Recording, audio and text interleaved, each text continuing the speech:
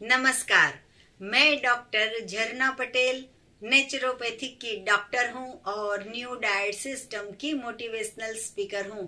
आप सभी साधकों हमारी वीडियो देखते हो, लाइक करते हो, कमेंट करते हो, शेयर करते हो, सब्सक्राइब करते हो। आप सभी के चरणों में मेरा सत सत प्रणाम है। आज की मेरी वीडियो का टॉपिक है कि भूख नहीं लगती है तो क्या करें।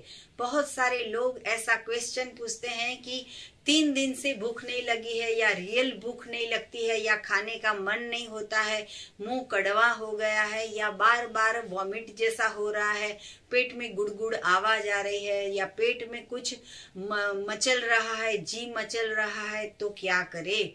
तो ऐसी बहुत सारे लोगों को ऐसा हो जाता है।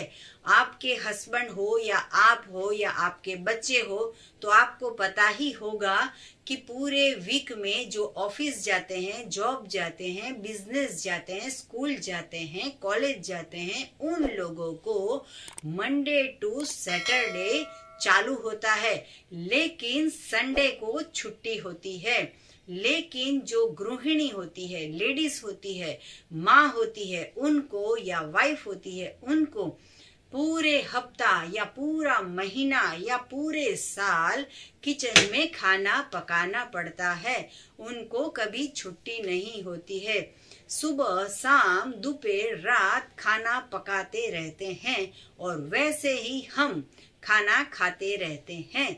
सुबह में, दोपहर में, शाम को, रात को खाना हजम हुआ है कि नहीं हुआ है, हम पेट में डालते रहते हैं। तो जैसे दिमाग के आराम के लिए या शरीर के आराम के लिए संडे को छुट्टी होती है, वैसे पेट को तो कभी छुट्टी नहीं होती है। 18 घंटे लगते हैं पकाया हुआ भोजन खाने में, हजम होने में। लेकिन हम 18 घंटे में तो 5 बार खा चुके होते हैं। भूख लगी है तो भी, नहीं लगी है तो भी, टाइम हो गया है इसलिए खा लेते हैं, खाना बन गया है इसलिए खा लेते हैं, काम वाली आ गई है इसलिए खाना बना दिया, खा लेते हैं, या तो फिर एक काम पूरा करना है इसलिए खा लेते हैं, या तो बच गया है इसलिए खा लेते हैं। कुछ भी हो गया है, कोई नहीं खाता है तो हम खा लेते हैं, तो अच्छा टेस्टी बन गया है तो ज्यादा खा लेते हैं।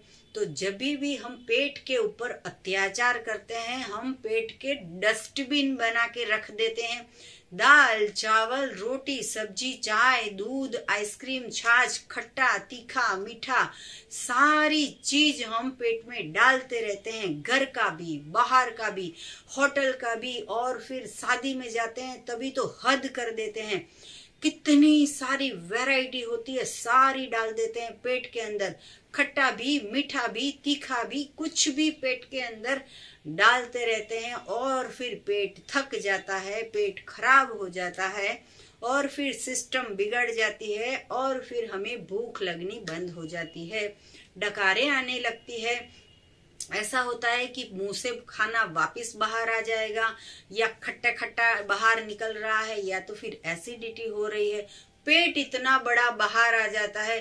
कोई लेडीज शादी के बाद प्रेग्नेंट होती है तभी पेट बाहर आता है, लेकिन उसके हस्बैंड को, उनके जेठ को, उनके देवर को, उनके सास को, उनके पापा को, सबका पेट बाहर आ जाता है। पूरे दिन खाते रहते हैं। भाई नया कुछ मिठाई बिठाई बांटने वाली बात हो तो अच्छी बात है कि पेट बाहर आ गया है, लेकिन इतना बड़ा पेट बाहर लेके घूम रहे हैं। 36 की साइज से 46 की साइज हो जाती है, इतना बड़ा पेट बाहर आ जाता है। फिर भी लोग हमें पूछते हैं कि भूख नहीं लगती है। कहाँ से लगेगी, इतनी सारी फैट इकट्ठी करके रखी है, और ये जो फैट है उसको मल बोलते हैं। जो बाहर नहीं निकला है वो मल है। इतना मोटापा क्रिएट कर दिया है खा खा के। मैदा खाते हैं तब ज्यादा से ज्यादा प्रॉब्लम होता है। सुबह रोटी, शाम को रोटी, दोपहर को रोटी, रात को रोटी। रोटी का ज्यादा से ज्यादा गेहूं का इस्तेमाल करते हैं, लड्डू बनाते हैं, सीरा बनाते हैं, पकवान बनाते हैं। गेहूं का ज्यादा से ज्यादा उपयोग करते हैं, तभी पेट बाहर आ जाता है और फिर भूख लगनी बंद हो जाती है। बाहर की कचौरी, बाहर का पिज्जा, बाहर का पास्ता, बाहर का सैंडविच, बाहर का बर्गर, बाहर के समोसे, ये इतना सारा पेट में डाल डाल के पेट बिगड़ गया है। फिर भूख लगनी बंद हो जाती है और जब भी भूख लगनी बंद हो जाती है तो एपिटाइजर की बोतल ले आते हैं या डॉक्टर को प्रिस्क्रिप्शन से दवाई लिखवाते हैं, मेडिकल स्टोर में जाके पूछते हैं कि भूख नहीं लगती है। अरे भाई, पेट के अंदर इतना सारा गंदगी पड़ी है, पहले उसकी सफाई करो, फिर जो सिस्टम है वो चालू होगी और फिर पानी मुंह में आना चालू होगा, सलाइवा बनेगा और फिर भूख लगनी चालू होगी।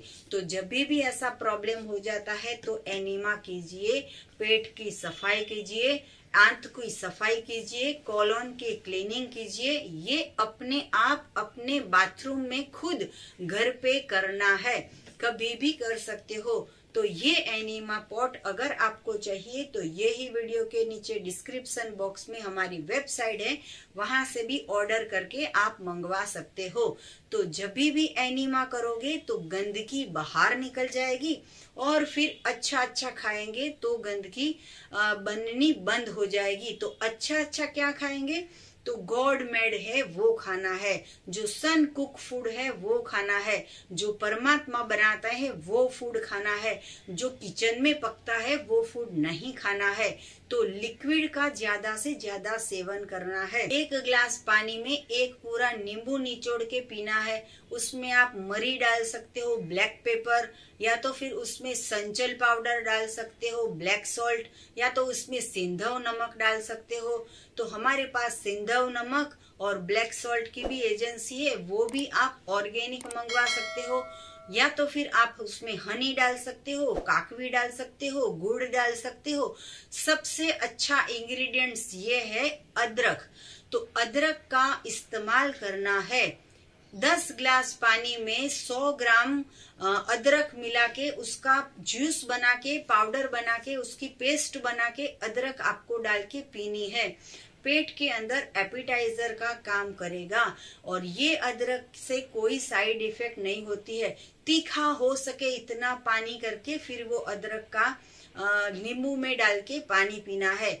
कम से कम भोजन करना है। भूख लगती नहीं है तो 4 दिन खाना बंद कर दीजिए और सिर्फ ऑरेंज के जूस पे आ जाइए, या तो फिर सिर्फ और सिर्फ आप गन्ने के जूस पे आ जाइए, या तो फिर आप नींबू के पानी पे आ जाइए। ऑरेंज का जूस जितना खट्टा होगा इतना पेट की क्लीनिंग होगी।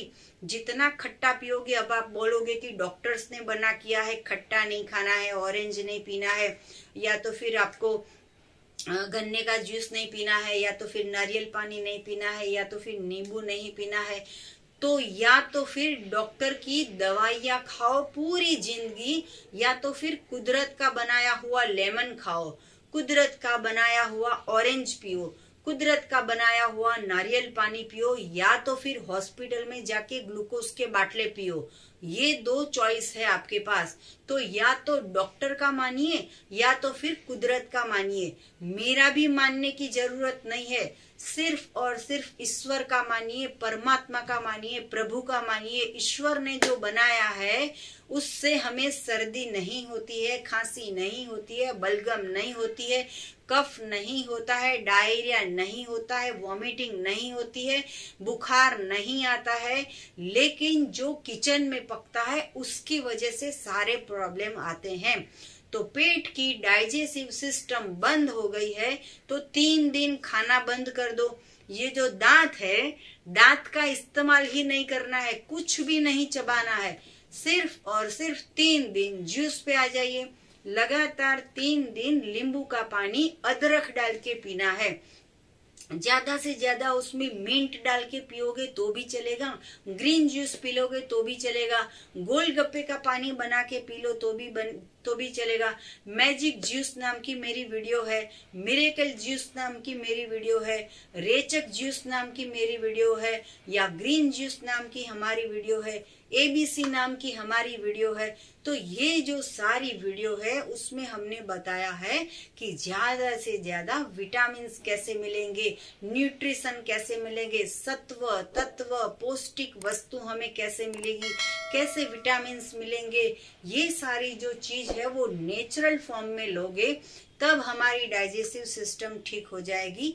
और फिर आप कहते हो कि भूख नहीं लगती है, तो कहाँ से लगेगी? जो भूख लगनी सिस्टम है वो बंद हो गई, क्योंकि आपने ओवरलोड कर दिया, पेट इतना बाहर आ गया। आप खुद चेक करो, आपके पैर कितने मोटे हो गए हैं, आपका पेट कितना मोटा हो गया है, आपके गाल कितने मोटे हो गए हैं, आपके हाथ कितने मोटे हो गए हैं। तो फिर इसकी वजह से वजन बढ़ गया है और फिर आपको भूख लगनी बंद हो जाती है।